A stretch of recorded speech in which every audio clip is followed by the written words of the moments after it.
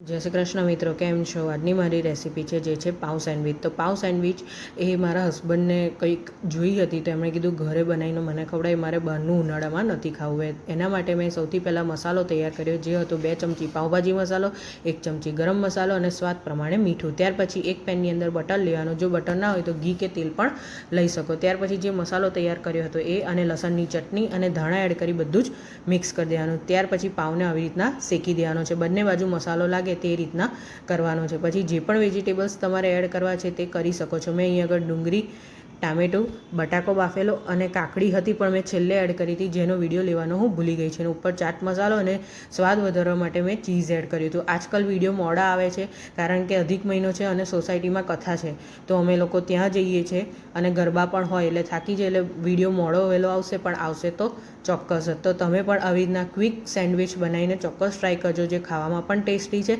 હા, પાઉંને લીધે થોડુંક અનહેલ્ધી